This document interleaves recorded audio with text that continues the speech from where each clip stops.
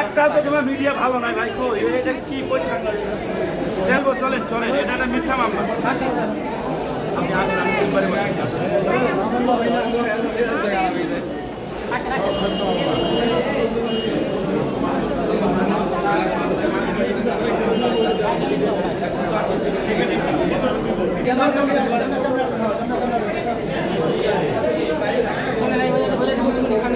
ওই সামনে যান, ওই সামনে যান। আমরা সবাই দেবো, ওই দিক যান, এদিক যান, এদিক যান।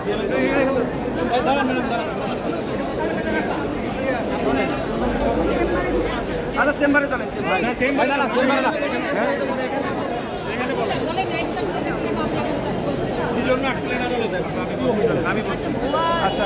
আচ্ছা আপা আগে বলুক ভাই, কথা বললেন আমার আগে আগে নেবেন, আগে আসামিটা নিতে হয় রে ভাই। উনি আমি বলবো তারপরে।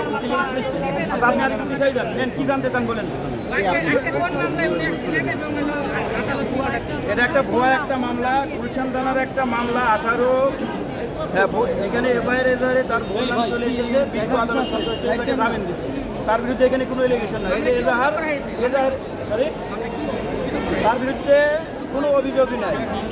আদালতে আসলে কেন? এই যে এজাহার, আমি বলি দাঁড়ান, এই যে এজাহারে তার সম্পর্কে কোনো কিছু বলা নাই, কে বা কারা অপরাধ করেছে, কিন্তু তাকে নাম এখানে এসেছে, বিজ্ঞ আদালত সন্তুষ্ট তাকে বেল দিচ্ছে।